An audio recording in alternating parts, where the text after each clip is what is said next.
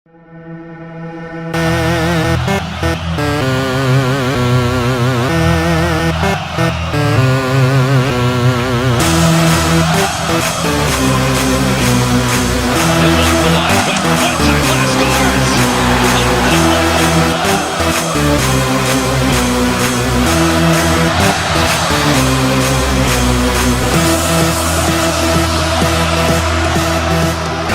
with Anderson. Kotkaniemi in, shoots, big save, rebound, scores!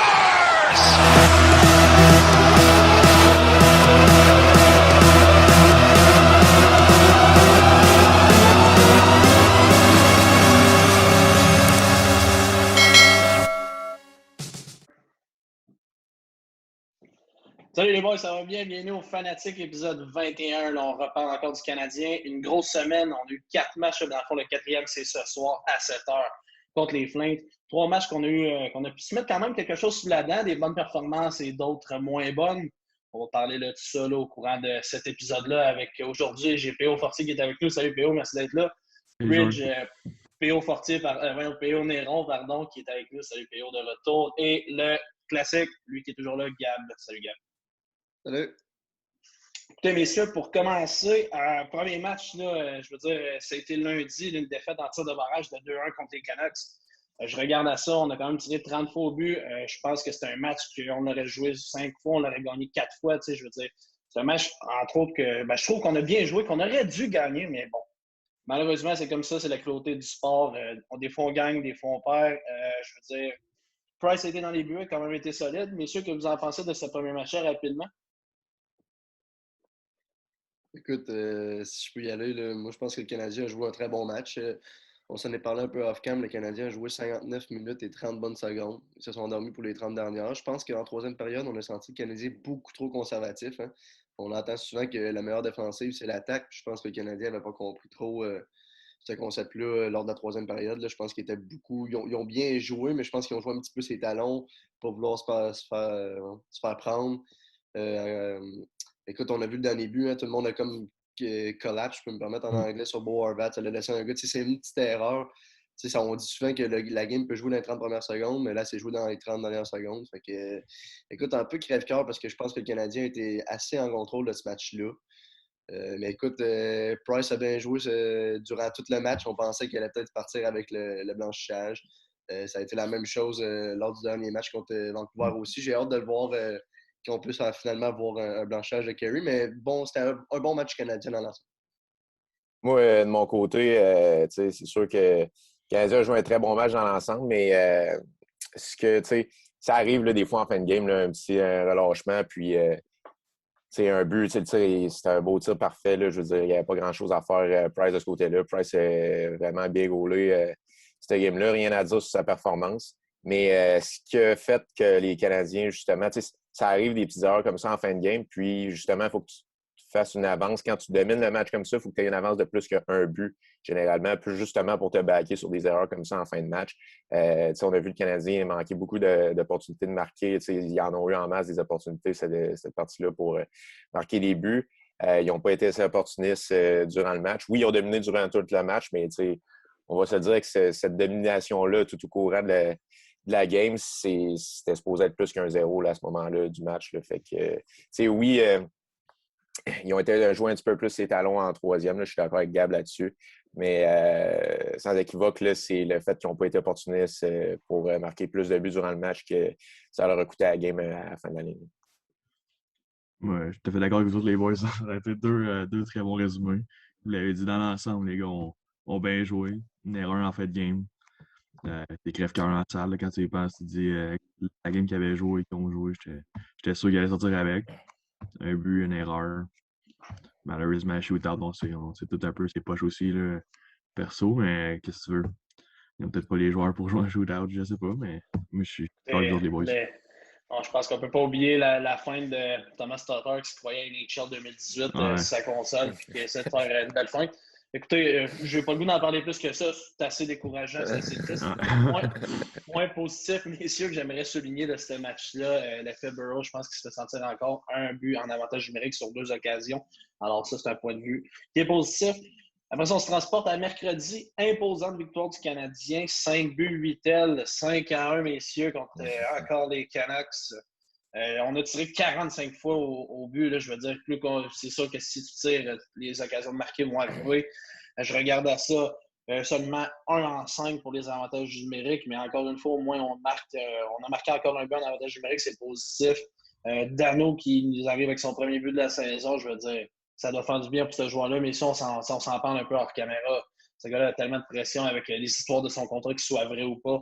Après ça, Kotkaniemi qui a été solide, un but, une passe. D'ailleurs, j'aimerais souligner quand même que pour ce match-là, on avait vu des changements de trio qui sont, ma foi, extrêmement intéressants, qui revient un peu sur ce qu'on avait parlé de l'épisode de samedi dernier, sur des combinaisons qui pourraient être possibles, de donner plus de temps de jeu à un jeune comme Kotkaniemi. Alors ça, je suis content. Perry, encore, la coqueluche du Canadien cette saison, hein, incroyable. Encore un but, Toffoli, 2 passes. Petrie qui est dans une saison peut-être d'un Trophy Norris, encore un but. Weber, encore un but aussi sur une excellente passe de Jonathan Drouin. Un boulet dans la partie supérieure. Messieurs, qu'est-ce que vous pensez de cette performance du Canadien qui encore a gagné 5-1 et que Price a seulement accordé un but? Gab?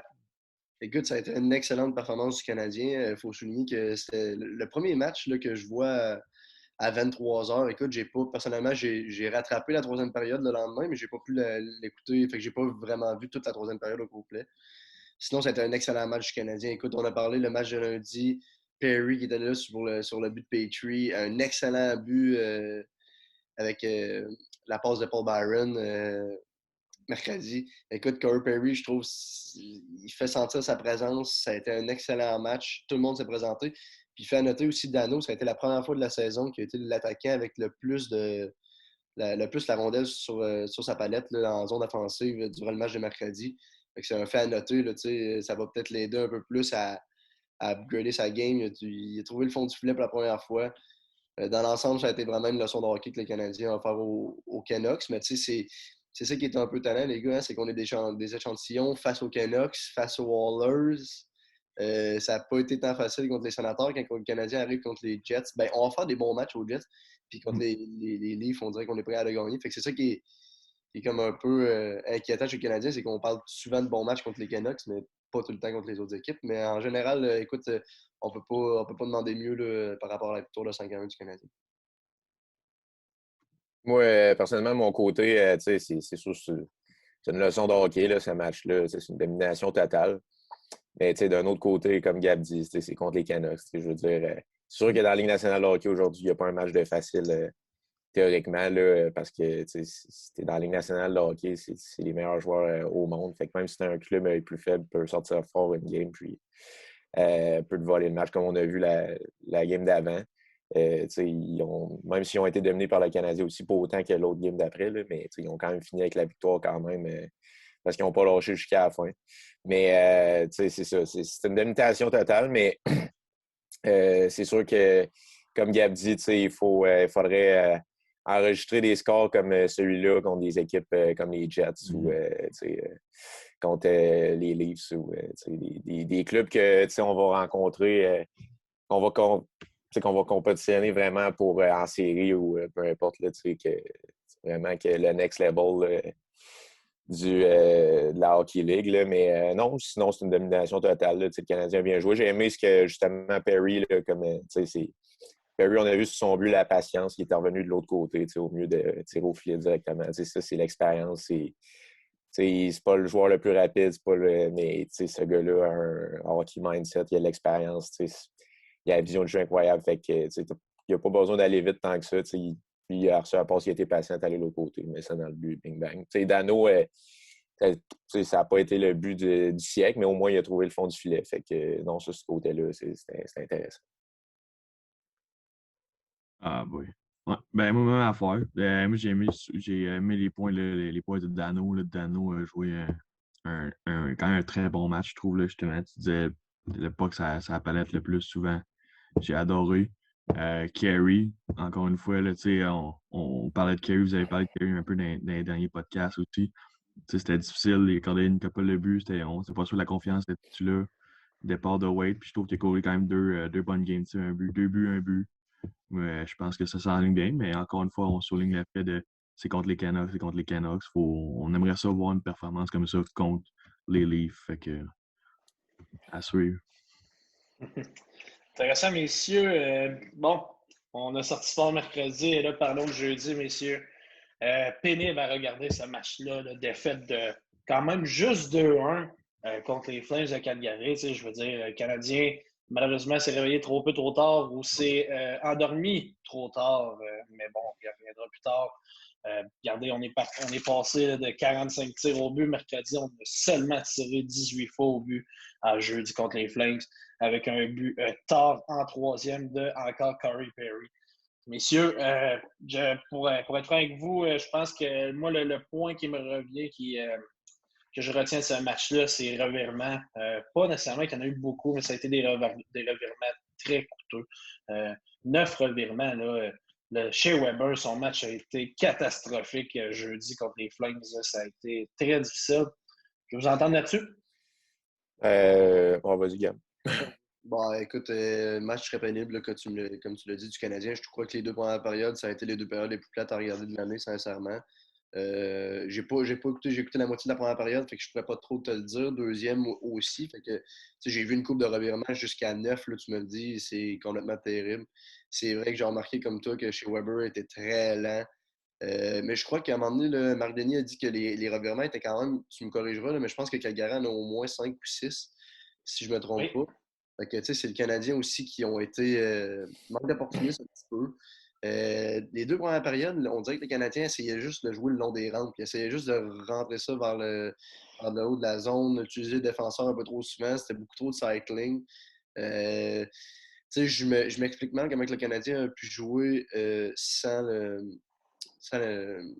sentiment d'urgence durant les deux premières périodes. Arrive en troisième période, je joue beaucoup mieux que les Flames, malgré qu'ils sont arrivés à 3-4 heures du matin, le matin même à Calgary. Fait que devant une équipe reposée. Fait que je m'explique moins comment le Canadien a pu pas se présenter pour les deux premières périodes, puis avoir, excusez-moi l'expression, un petit coup de pied dans le cul en troisième pour qu'il joue un peu mieux. Mais écoute, j'ai aimé la force de caractère. On ne va pas enlever qu'en troisième période, le Canadien aurait pu facilement être 2-2.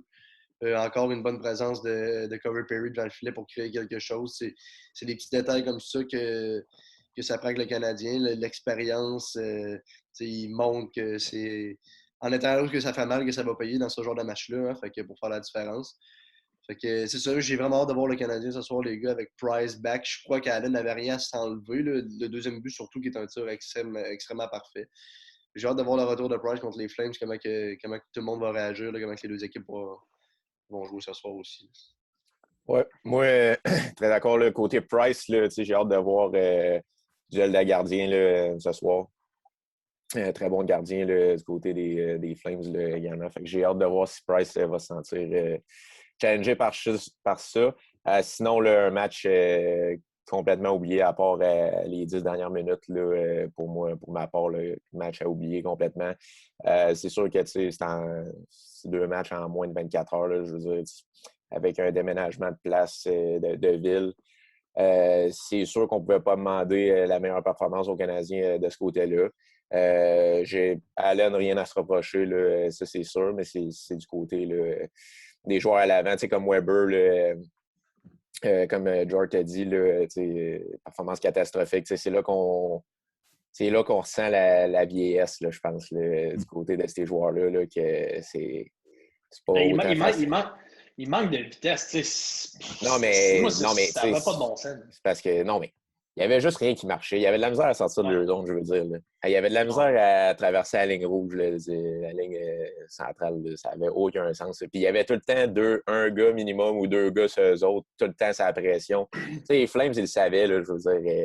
Ils ont fait leur plan de match en conséquence pour donner le plus de pression possible, puis justement étouffer le Canadien, puis ça a fonctionné. C'est un match-là là, que ça a fini 2-1. C'est un exploit. Là, je veux dire, ça aurait dû finir 6-1 là, ou 6 je veux dire, c'était l'enfer. La première, deuxième période, c'était même pas présentable comme hockey là, du côté des Canadiens. Ça avait juste aucun bon sens. Puis ce que j'ai aimé à la fin, moi, ce qui a relancé l'équipe, là, c'est le fait que Josh Anderson a jeté les gants. Moi, j'ai adoré ce move-là de Josh Anderson parce que ce gars-là, c'est un des joueurs les plus importants du Canadien cette année. Puis, je veux dire, se pogner contre Lucic, là, c'est pas un petit bonhomme. Là. Je veux dire, t'as quand même des risques là, de sortir en civière ou quoi que ce soit. Là. Fait que, Mais tu le fait qu'il a fait ça, j'étais comme, moi, je respecte ça énormément. Mais côté, pour relancer l'équipe, je trouve ça un move incroyable pour, parce que Anders, il l'a vu que là, c'était faisable. Là, c'est juste 2 buts, c'est pas 5 buts. Fait que, il dit, je vais aller passer 5 minutes, je vais prendre un coup pour l'équipe, puis je vais juste essayer de réveiller les boys, puis c'est ça, leur montrer que on a encore du chien à donner. Puis, justement, Ducharme, à la fin de la partie, là, en conférence de presse, s'est fait questionner là-dessus. Puis Ducharme, il disait aucun problème avec ça, c'était bien correct. Fait que ça, j'ai trouvé ça cool que Ducharme le backait là-dessus, que c'est un bon mot de sa part. Puis, ça a failli marcher. Là. Ils ont eu un avantage numérique à la fin de la. Ils n'ont juste pas pu en profiter, mais sinon, ça aurait pu être 2-2, puis ils auraient pu aller voler 1 point ou 2 ça, dans ce game. Il n'aurait pas trouvé ça correct s'il se serait blessé comme Charat. Quand même, je ne l'ai pas souligné, mais pour moi, il n'aurait pas été d'accord. Puis moi, j'étais plus ou moins d'accord sur ça, mais Gab, je te laisse dire ton opinion. Effectivement, mais, comme PO a commencé en le disant, Josh Anderson est un des joueurs les plus importants du Canadien. Fait que c'est le questionnement que j'ai eu quand je l'ai vu jeter les gants. Qu'est-ce que tu fais là? Les Flames perdent absolument rien d'envoyer leur joueur qui c'est le moins patiné de la Ligue nationale au banc des punitions pendant 5 minutes. Eux autres, ils perdent absolument rien. Absolument rien. Ils perdent. Ils vont avoir moins de turnover, moins de revirements, puis moins de chances de marquer en ayant Lucic de l'autre côté du banc. Tandis que nous autres, notre meilleur joueur avec peut-être le plus physique, le gars qui peut peut-être le plus changer quelque chose avec Perry devant le filet, créer des petites étincelles, s'en va au banc pour 5 minutes. Moi, écoute, c'est un bon mot. Il a essayé de réveiller les troupes, ça, je suis vraiment d'accord. Puis, j'ai pas eu de problème avec ça, mais le fait que ce soit lui qui aille au banc, j'aurais pris peut-être plus un gars comme Edmondson ou un joueur comme. Mais tu sais, c'est un Edmondson qui jette les gants comparé à Anderson qui jette les gants. Ça fait pas le même impact sur le banc aussi, le Gab. Ouais, c'est ça que j'étais en train de. Je suis complètement d'accord avec vous autres que si ça aurait blessé, ça aurait été une catastrophe. Puis ça aurait vraiment. Mais tu sais, je veux dire, il se passe. C'est sûr que c'est une game de. On n'est vraiment pas pour. C'était pas une game qui décidait si on allait faire les séries ou non. Fait que c'est sûr que si on pense comme ça, ben, je veux dire, ça valait-tu vraiment la peine de faire le tout pour essayer de réveiller les troupes et sauver ce game-là? Mais, d'un autre côté, ça fait, je veux dire, ta team puis ton. Faut que tu gagnes, le hockey, c'est beaucoup de mental. Fait que, il faut que tu gagnes du respect aussi au travers de la ligue aussi, là, je veux dire, il faut que tu te raidisses des fois c'est dans des moments comme ça qu'il faut que tu te raidisses. Je pense que Josh Anderson, en faisant ça, il voulait, surtout contre Lucic, ben, ça envoyait un message, oui, je suis un joueur qui est important dans mon équipe, mais ça me shake pas de jouer un petit peu l'employé de soutien puis d'essayer de relancer mon équipe. Là, puis, je suis un homme à tout faire, puis d'attitude. Puis, c'est sûr qu'il y avait un certain risque de blessure, mais d'un autre côté, c'est vraiment 50-50 pour vrai, là, ce geste-là. Il y a des points positifs, il y a des points négatifs. Mais ça dépend vraiment comment on le voit, je pense, là, de ce côté-là. Là. Parce que pour finir vite là-dessus, là, c'est discutable parce que tant qu'à moi, on n'était pas là au match, je ne suis pas dans la tête de Josh Anderson, mais on voit clairement que le premier geste de Lucic, il a essayé de faire un croc en jambe. Est-ce que ça a été 100% pour réveiller le Canadien ou ça a été personnel? C'est personnel, moi, je pense. C'est plus personnel de se battre avec Lucic que pour relancer le Canadien. Puis je trouve que si c'était pour relancer le Canadien, je trouve que c'est un excellent, c'est un bon move. Mais si c'est 100% personnel, je trouve que c'est un petit peu trop du nombril, tandis que le gars, est un des meilleurs joueurs du Canadien. Puis, parce que, c'est pas le fait. C'est le fait que Josh Anderson va être un des seuls joueurs, comme j'ai dit avec Perry, qui va pouvoir, en fin de match, là, ça ne sera pas nécessairement un tic-tac-toe. Ça va être là où il va falloir que tu ailles chercher la meilleure position par rapport à l'autre. C'est là qu'il va falloir que tu ailles où ça fait mal. Puis c'est là que Josh Anderson est bon. C'est pour ça qu'on est tellement content de l'avoir à Montréal. Et écoute, comme PO a dit, ça, je suis d'accord avec toi. Par contre, c'est pas un match qui fait qu'on allait gagner la Coupe Stanley. Là. Fait que, je pense pas que c'est faire un gros débat avec ça, mais c'est juste que moi, j'aurais peut-être aimé plus le voir sa patinoire que de jeter les gars avec Lucic. Parce que Lucic, en plus, comme tu l'as dit, PO, avec l'échec avant des Flames, il savait. Il savait qu'en faisant ça, il allait perdre la boule sûrement, comme on faisait souvent avec Max Domi, des choses comme ça. Fait qu'ils ont comme profité un peu du fait que Josh Anderson n'a peut-être pas tant pensé avant de jeter les gars. Fait que c'est comme ça que je vois ça.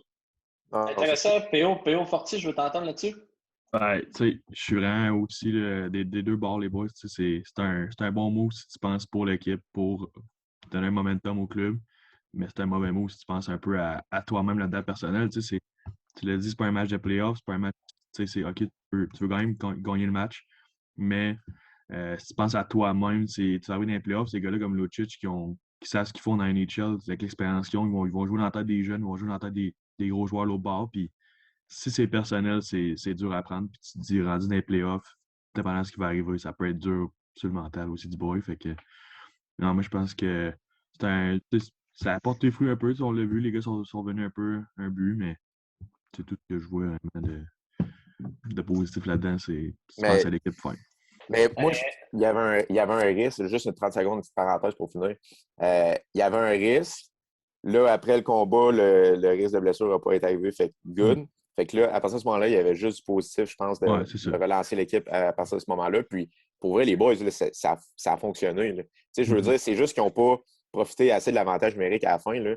Mais si en mettait un dedans en avantage numérique à la fin de la game, là, je veux dire, c'était 2-2, puis il aurait pu voler ce game-là, puis il ne méritait pas ce game-là, là, mais c'est l'élément déclencheur d'Anderson qui a créé cette magie-là, puis qu'on aurait pu se voler à la game. Tu sais, comme Duchamp l'a dit l'autre fois, il dit on méritait ces points-là dans un autre game ultérieur. Là, on méritait ce game-là, puis on n'a pas eu point pour, mais à un moment donné dans l'année, on ne méritera pas, puis on va avoir les points. Tu sais, je veux dire, puis ça aurait été ce genre de game. Intéressant, messieurs. Moi, d'un point de vue personnel, je trouve un aspect que vous avez souligné, c'est pas nécessairement un match de série. Selon moi, je pense qu'il faut que tu aies tout le temps l'intensité au plancher, tant qu'à moi. Mais j'avoue que des fois, on pourrait faire attention à certaines choses, mais selon moi, je pense que l'intensité devrait être là en tout temps. J'aimerais souligner que ce match-là, on a été 0-2 en avantage numérique. C'est des chances qu'on a marquées, mais on a juste tiré 18 fois au but. Donc, c'est sûr que ça nous limite les chances de marquer. Messieurs, pour finir, je vais faire une nouvelle, période, là, un petit espace que j'aimerais garder durant nos épisodes où on va faire des débats. On commence ça aujourd'hui. On a 2 sujets que j'aimerais qu'on débatte. Là, le temps avance vite, mais d'après moi, on va avoir le temps de bien dire nos arguments, des arguments pour, des arguments contre. Donc, ça va super être intéressant. Puis si vous écoutez notre épisode, n'hésitez pas à nous écrire là, sur Instagram ou sur Facebook, sur notre page Facebook, puis nous dire j'aimerais ça que, tu sais, pourquoi que tel joueur ou tel joueur joue pas, ou en tout cas, bref, n'importe quel débat que vous voulez qu'on fasse par rapport au Canadien de Montréal, n'hésitez pas à nous écrire, ça va nous faire plaisir. Messieurs, êtes-vous prêts? Yes. C'est vrai. Vous êtes prêts? On fait ça dans les règles de l'art. On reste quand même poli. Hein? Je vous agace, messieurs. Mais bon, premier sujet. Victor Mété, on le sait, Chara s'est blessé, il a fracture de la main. On va le perdre très longtemps. Là, on le sait. Là, bref, je peux faire ça court, là, mais la période des échanges, elle arrive, elle se termine très bientôt. On a des rumeurs pas mal. Je ne vais pas trop m'embarquer dans ça. Mais présentement, est-ce que Victor Mété mérite sa place là, dans l'organisation du Canadien, dans les défenseurs partants de l'équipe, à la place de Ben Chara qui est blessé? Je veux dire, on a des arguments pour, on a des arguments contre. Messieurs, je vais laisser commencer. P.O. Fortis, tu veux commencer? Moi, personnellement, je suis contre ça un peu. Là. Mété, je trouve qu'il n'a pas sa place là. Ben, il n'a pas sa place là. C'est pas un chariot. On sait qu'il ne peut pas remplacer un gars comme Ben. 2, on en a parlé un peu off-cam, mais où est Kel Fleury? Limite, il avait Ouellet, un gros bonhomme, un bonhomme qui peut bouger. Fait en l'absence de Chariot, peut-être qu'on pourrait. Mais non, moi, je pense pas que Mété a sa place en ce moment avec le club. Là, c'est poche. Puis, vite, là, je pense pas non plus qu'il y a un club qui va vouloir de lui en ce moment là, avec ses performances. C'est sûr qu'il n'a pas joué énormément, mais ça va être dur de faire de quoi en ce moment avec lui. Là. Très, très dur. Moi, je pourrais, Mété, moi, tu es complètement d'accord, là, il n'y a pas sa place dans l'alignement, mais moi, je pense que ce move-là peut-être a été fait en sorte que, comme d'essayer d'espérer qu'il fasse quelques bonnes performances puis d'avoir une valeur d'échange, justement, comme tu as dit, George, que la détransaction arrive bientôt. Je pense qu'il est dans le mindset de trade Mété. Fait que c'est pour ça qu'il voulait lui donner un peu de valeur. C'est sûr que Kel Fleury, moi, de mon côté, a beaucoup plus sa place là. Il a fait des belles performances. On l'a vu l'année passée faire avec des belles performances. Mété, moi, je suis pas fan. Là. Ce gars-là joue comme s'il serait Il joue comme s'il serait un All-Star, mettons, défenseur dans NHL, mais il est loin de là. Son style de jeu, il prend beaucoup de chances. Non, c'est vraiment pas... non, moi, je trouve qu'il n'a vraiment pas sa place là. Puis, Cal Fleury là, mériterait beaucoup plus sa place là, au sein de l'équipe du Canadien en ce moment. Mais je pense que, tu sais, on est nous autres, il y a tellement des enfants. En tant que fan du sport, là, il y a tellement de choses qu'on ne sait pas, tu sais. Je veux dire, c'est une business, là, fait que, tu sais, moi, je pense que, tu sais, je veux dire, tout le monde est quand même unanimement d'accord là-dessus, là, du côté qu'on aurait mieux aimé voir Fleury que Mété. Fait que je pense qu'on n'est pas fou non plus, là. Je pense que Mété, il veut le trade puis il veut lui donner un peu de valeur de ce côté-là, je crois. Écoute, moi, George, après le podcast, je vais monter en haut, je vais aller checker sur ma peine de lait. Là. D'après moi, il va y avoir une grosse affiche marquée Kel Fleury recherché. Man, on se calme, on n'a aucune idée, il est où. On n'a aucune idée, il est où. Il n'est pas sur le taxi, il n'est pas dans la AHL, il n'est pas sur la glace dans la NHL. Aucune idée.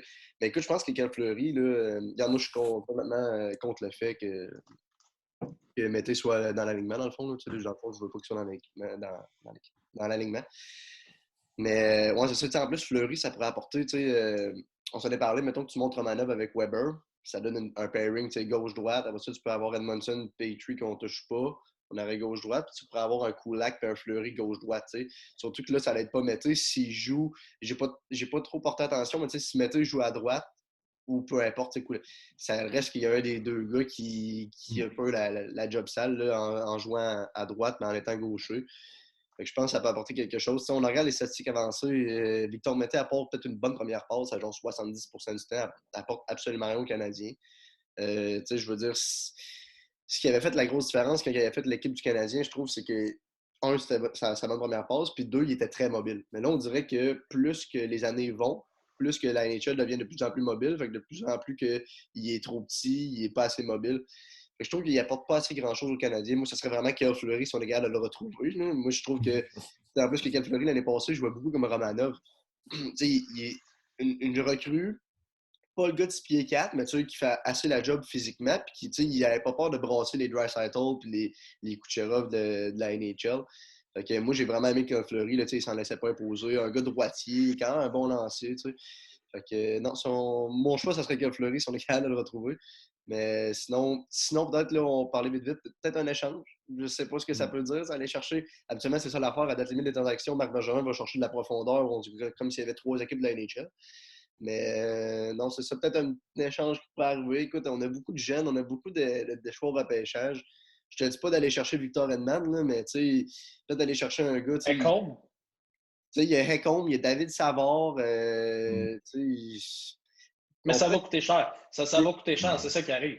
C'est ça, ça va coûter cher. On va perdre notre premier choix, mais en même temps, c'est ça que Bergevin, il n'aura pas le choix, il joue sa job. Fait que, moi, je m'attends à ce que ça brasse. Moi, messieurs, je veux juste faire l'avocat du diable pour mettre. Je ne suis pas nécessairement. Oui, je suis en désaccord. C'est plus ou moins le joueur que j'ai, mais je vais me mettre à sa défense, si vous me permettez. C'est quand même le gars qui a le plus joué de matchs avec le Canadien de Montréal dans leur taxi squad à la défense. J'aimerais quand même dire ça. Gab l'a souligné, c'est un point que j'avais souligné. Victor est excellent pour la bonne première passe. Puis on sait que c'est quand même là que tout part pour une belle sortie de zone puis une amenée en attaque. Après ça, je regarde. Si je parle comme un avocat, mon client n'a pas joué du tout. Fait que s'il ne joue pas, comment vous voulez qu'il arrive et qu'il soit excellent? Je veux dire, entre vous et moi, il faut être honnête. C'est pas facile dans la situation qu'il est présentement. Il faut quand même pas se le cacher. C'est sûr que on le voit, là, il y a clairement un manque là, de talent. Il y a une vitesse qui n'a pas embrayé chez Victor Mété. Oui, il y a de la misère, mais je pense qu'il n'est pas non plus dans une situation qui est très facile à jouer. Mais en vain, écoutez, je veux dire, Mété, je pense que c'était l'option à mettre là, présentement vite comme ça à cause de son expérience avec plusieurs matchs avec les joueurs du Canadien. Puis il connaît, je dirais, pas mal la majorité des joueurs de l'équipe. Mais honnêtement, d'un point de vue personnel, j'aimerais voir Fleury si on peut le retrouver. Moi, on va déclencher une alerte en vert. Écoutez, je ne comprends pas ce qui se passe dans ce dossier-là. Mais bon, je veux dire, Xavier Ouellet est là, il est gros, il est mobile, mais encore une fois, Xavier Ouellet. Écoutez, on dirait que je nomme des joueurs du film POI 3-2. Écoutez. La date limite des transactions arrive. On va se faire plus un épisode là-dessus. On s'en reparlera de ça. Fait que je vais nous amener tout de suite à notre deuxième sujet. Écoutez, ça en a fait parler. Ça a été un sujet chaud cette semaine. Moi personnellement, c'est un sujet que j'ai hâte de débattre parce que j'en reviens pas. Moi et Gab, on va être contre là, un peu ce sujet-là, puis les deux PO, vous allez être pour, là, on va essayer de se lancer à la balle l'un vers l'autre. Là, alors, le deuxième débat, le voyagement, une excuse valable pour expliquer la contre-performance du Canadien jeudi contre les Flames. On se rappelle que le Canadien, mercredi, ont joué à 11h à Vancouver et ont joué le lendemain contre les Flames. Je veux un argument pour, donc PO, Néron, je veux t'entendre là-dessus, puis après ça, Gab, tu iras avec un argument contre. Bon, ben, tu sais, c'est pas compliqué, là, je veux dire, on est dans la Ligue nationale de hockey, c'est pas la Beer League, là, je veux dire, 2 matchs en 2 soirs dans la Beer League, tu sais, c'est ça, tu sais, c'est comme, OK, on a du fun tout, mais dans la NHL, là, ça se donne, là, fait que, tu sais, c'est extrêmement demandant. Après ça, tu as l'avion, il faut que tu changes de place, tu sais, c'est comme, mettons, faire de la route, c'est comme faire de l'avion aussi, là, tu sais, je veux dire, c'est pas toi qui chauffe, mais c'est du taponnage, c'est du déplacement, les valises, changement d'hôtel, couche, après ça, lève, après ça, morning skate. Tu sais, c'est beaucoup de déplacements en peu de temps, ce qui fait qu'il excuse vraiment la contre-performance du Canadien de Montréal cette soirée-là. Je suis d'accord que oui, d'un autre côté, tu sais, c'est des professionnels, sont supposés réagir de façon quand même assez bien à ces situations-là. Mais je veux dire, c'est des humains comme nous autres, les boys, puis il faut se mettre à leur place de ce côté-là. Comme Marc Denis disait quand il parlait des gardiens de but de Jake Allen. Jake Allen arrivait là à ce match-là avec aucune pression. Pourquoi? Parce que il n'y avait rien à perdre. Ce match-là était perdu d'avance, là, je veux dire, côté sur papier, comme des time-lapse du repos des deux équipes. Fait que Jake Allen est arrivé là, puis il a goalé un bon match justement. Fait que Jake Allen est arrivé là, il a fait, imagine, je la vole, cette game-là. Lui, il est arrivé là vraiment, je pense, dans un état d'esprit comme je vais faire du mieux que je peux. Puis, de toute façon, je me ferai pas tomber dessus si on passe ce game-là parce que selon les prédictions, c'est pas nous autres game-là. Puis, surprenamment, le score n'a vraiment pas été catastrophique, là, mais comme on l'a vu, là, c'était une pitoyable performance du Canadien. Puis, par contre, je ne sais pas le jus à la fin de la troisième période où est-ce qu'ils l'ont tiré. Là. Je ne sais pas où ils sont allés acheter ça entre la 2 et la 3, là, le jus magique, la potion magique, mais ils ont eu du jus pendant 10 minutes à la fin. Mais non, sinon, le restant du match, là, c'était pitoyable. Je veux t'entendre là-dessus rapidement. Écoute, moi, je suis pas d'accord que le voyagement peut excuser le Canadien. Écoute, de un, je pense que les gars ont. Ben, premièrement, ça n'a pas été inventé hier. Je pense que depuis de nombreuses années, c'est pas 50 ans, que toutes les équipes de la NHL voyagent, ont des voyages dans l'Ouest, les équipes de l'Ouest ont des voyages dans l'Est. Tu sais, ça excuse pas que le Canadien a toujours eu de la misère à aller faire ses voyages dans l'Ouest, que ce soit l'Ouest californienne, l'Ouest canadienne, dedans. Mais il y a beaucoup d'équipes que je viens de dire, de l'Ouest, de la Californie ou de l'Ouest. Ils viennent jouer à Montréal puis qui ont amplement de succès, puis qui battent le Canadien malgré un décalage horaire, puis malgré qu'ils couchent à l'hôtel. Tu sais, je veux dire, les gars, je peux faire un parallèle qui n'est peut-être pas le meilleur, là, mais je veux dire, tu sais, on a tout. Oui, c'est sûr que c'est un calibre Pee-Wee, là, je comprends, là, mais mettons, quand on joue Pee-Wee, là, on avait des tournois, on jouait 2-3 games dans la journée. On restait en équipement. Fait que là, ton niveau d'adrénaline monte au top. Là, après ça, tu deviens extrêmement fatigué, aucunement possible de récupérer quasiment. Tu restes dans ton équipement tout mouillé. Je veux dire, les gars, ils ne viendront pas me faire pleurer que si eux autres, ils restent à l'hôtel, 5 étoiles sur le bord du centre-ville, avec tous les équipements, tout le staff pas possible qu'ils puissent pour récupérer. L'alimentation, tout. Je veux dire, les gars, c'est des pros, là. C'est pas la première fois qu'ils font ça, là. Je veux dire, à la seconde que ça arrive, ça glace. En plus que, je veux dire, c'est là que le Canadien, en plus, on a parlé, pour revenir un peu plus fait, l'équipe et tout. On l'a dit, là, ils l'ont dit, à partir de jeudi, le Canadien va jouer 11 matchs en 20 jours. Je veux dire, si le voyagement et le décalage horaire est un problème, on est dans la merde solide, là. Fait que, je pense qu'il va falloir qu'ils trouvent une solution s'ils sont pas capables de jouer avec un décalage horaire et avec du voyagement. Puis c'est ça, les gars, c'est vraiment comme ça que je vois ça, là. Je crois que ça excuse pas la contre-performance du Canadien. Ouais, je suis tout à fait d'accord avec ton point, Gab, mais en même temps, si je retourne avec mon PO, là, je comprends, c'est des pros, c'est des gars qui sont supposés être en shape. C'est sûr qu'il y en a qui sont un petit peu plus vieux, des petites blessures, des fois, des petits bobos qui n'ont peut-être pas le temps de guérir, de relaxer. Mais j'écoutais c'est Victor Mété, je pense, après la game, qui disait qu'ils sont arrivés, je pense, à 3 heures à l'hôtel, 3 heures du matin. Tu arrives à 3 heures, je sais pas, t'es arrivé peut-être comme 1 heure à Calgary, t'arrives, là, tu vas à l'hôtel, tu te couches, il est quand même très tard. Tu rejoues à 10 heures le soir. Tu te lèves quoi, il est peut-être de 3 à, je sais pas, tu te lèves en début d'après-midi, tu t'en vas à l'aréna, fais tes affaires. C'est quand même pas un gros temps de repos, moi, je trouve. C'est des gars comme Shea, des gars comme des joueurs d'expérience qui ont moins de mobilité, moins de vitesse, qui ont besoin d'un petit repos, mais je comprends absolument ton point que les gars, c'est des pros, ça fait des années qu'ils font ça. Ils doivent pas se permettre de faire, de laisser des games comme ça, mais je trouve que c'est un peu tannant comme situation, mais effectivement, c'est un peu les deux bords. Mais... Ben, tu sais, face au point, juste avant que tu embarques, Jordan, 30 secondes. C'est justement ça qu'ils ont dit que McDonough a dit, je pense que c'est lui. C'est là qu'il va falloir utiliser la profondeur du Canadien. Face aux 11 des 20 derniers matchs. Ce que je t'ai volé ton idée, c'est jamais passé par là. Ah non, c'est pas grave, c'est correct. Mais c'est justement là qu'il va falloir, on parle justement de faire un move pour aller chercher des savoirs. Ouais. C'est là qu'il faut avoir un petit peu de profondeur. Je suis entièrement d'accord avec vos points. Mais c'est justement là que je suis d'accord, les petites blessures, les gars plus vieux, ben, c'est là qu'il va falloir commencer à switcher des choses si les gars sont trop fatigués. Parce que là, ça peut arriver. Mais non, c'est ça, je suis d'accord.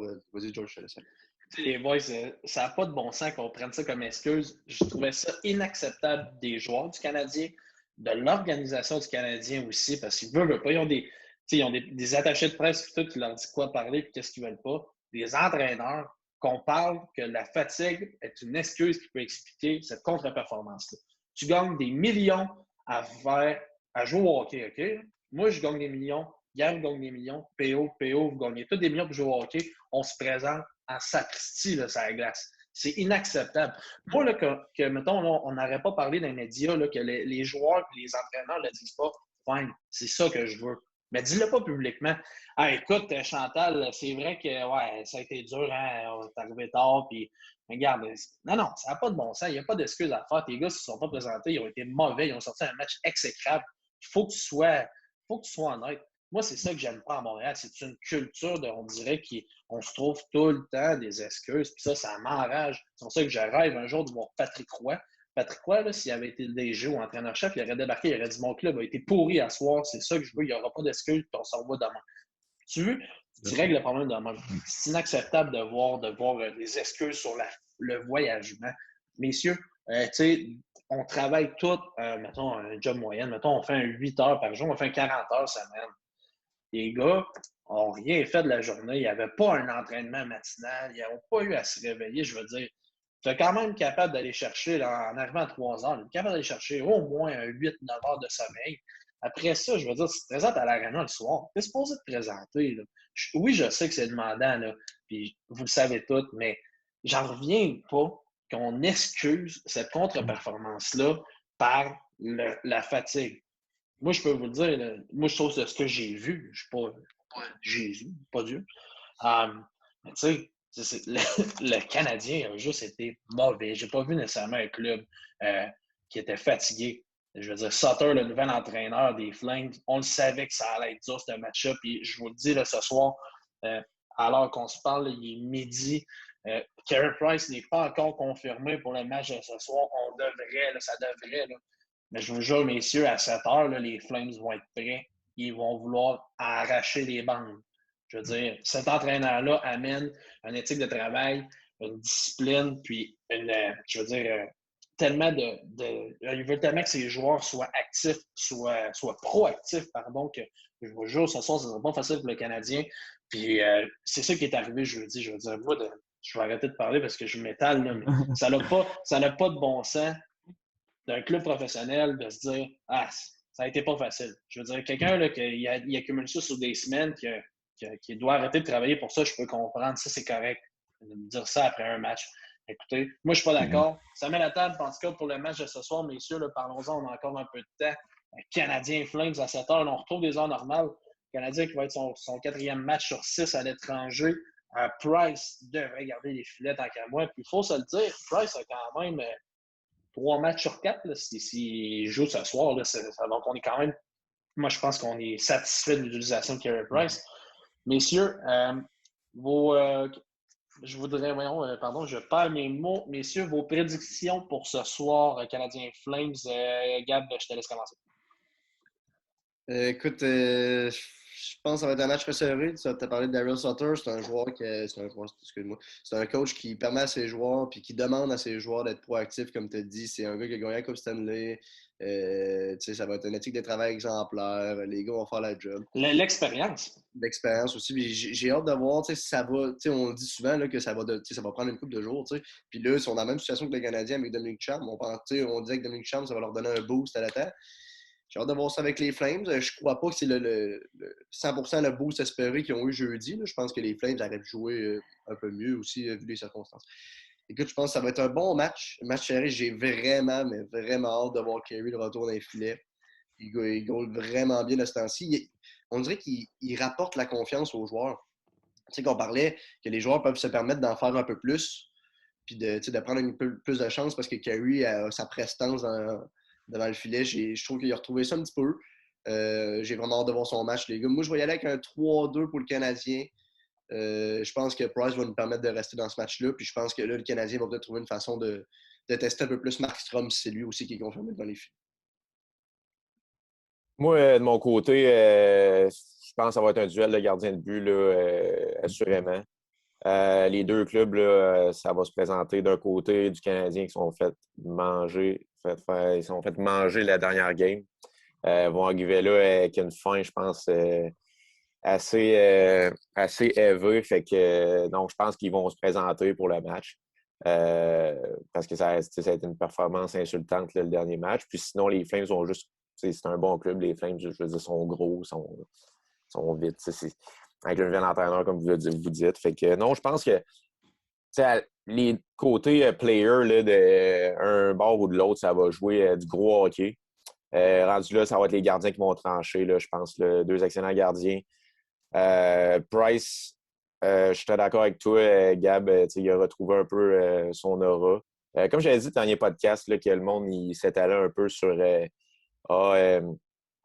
Price essaye de trop en faire, Price plus la technique, ça n'a pas rapport. Là. Ça, c'était du gros n'importe quoi. C'était des excuses après excuses que c'était aller chercher les pouces qu'il n'y en avait pas, littéralement. Comme j'ai expliqué le dernier podcast, Price, il s'est gaulé les buts. Là. C'est pas ça la question. C'est juste qu'il avait perdu son aura, il avait perdu sa confiance. Là, on voit qu'il commence à la retrouver tranquillement. Puis tout est en train de se replacer tranquillement, pas vite, parce que là, il a repris confiance. Puis là, il n'est pas encore à son top price qu'on avait avant. Mais on est pas mal plus proche que dans les contre-performances qu'il y avait eu en début d'année. Fait que tout se replace tranquillement, pas vite. Puis je pense qu'avec le changement d'entraîneur, peut-être, ça a peut-être fait aussi un déclic dans sa tête que, peut-être que Bergevin a essayé de le shaker de ce côté-là aussi, de le déstabiliser parce que là, tu sais, t'as les mêmes pantoufles, ça faisait 8 ans, fait que là, il a donné un drastique changement sans y en avoir parlé selon ce qu'on entend, s'il n'y a pas de crosse dans les informations, là, mais c'est ça. De ce qu'on nous a dit, c'est qu'il n'en avait pas parlé, puis il a changé ça bing bang, puis on peut le voir, ça a porté fruit. Il commence à ramener son aura, puis à ramener la confiance chez les joueurs. Pour le score, moi, je suis vraiment indécis pour vrai. Moi, je pense que ça va se terminer sur un but. Ça va être une victoire sur un but. 3-2 Canadiens pour Gab. Moi, je vais y aller 3-2 pour Flames. Théo? Ouais. Comme on l'a dit, les Canadiens doivent revenir fort là, avec une contre-performance comme qu'ils ont à la dernière game.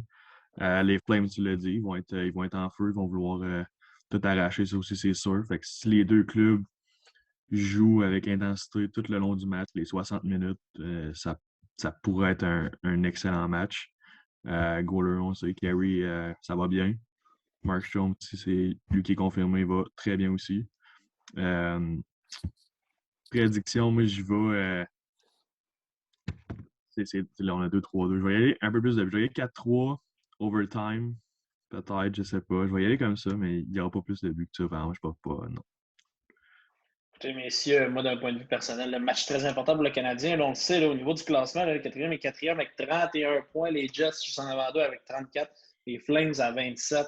Alors, une défaite en temps réglementaire pour le Canadien pourrait faire très mal. Là, on le sait quand même qu'on a un match en main, mais ça va être intéressant de voir. Je veux dire, les joueurs à surveiller. Là, on ne peut pas parler de Johnny Gaudreau là, qui est en feu présentement avec les Flames. Joueur à surveiller ce soir. J'espère que Price sera le gardien partant et Markstrom pour nous donner un duel assez incroyable. Messieurs, d'un point de vue personnel, j'aimerais dire que le Canadien va gagner. Leur fiche à l'extérieur est pas mal meilleure qu'à domicile. Donc, d'un point de vue positif, on peut se dire ça. Je veux dire 7-2-6 là, à l'extérieur là, pour le Canadien, alors qu'à la maison, les Flames, on est 6-4-1. On est quand même 50-50 à la maison et à l'extérieur. Je vais y aller, moi, avec un match, pas juste par un but, je vais donner un but en filet désert. Je vais y aller avec 3-1 le Canadien ce soir, messieurs. Alors, c'est ça ma prédiction. Messieurs, c'est tout pour l'épisode 21 des Fanatiques. On va se retrouver samedi prochain. Et puis, en temps et lieu, vous pouvez nous écrire si vous avez des questions là, sur le Canadien, vous voulez qu'on parle, ou des sujets que vous voulez qu'on débatte. Merci beaucoup, messieurs. Ça a été vraiment un réel plaisir. Puis, je vous souhaite un excellent samedi. Puis, un excellent match ce soir, Calgary contre les Canadiens à 7h. Merci, messieurs. Yes, sir. C'est Bon match. bon match. George, bon match. Salut.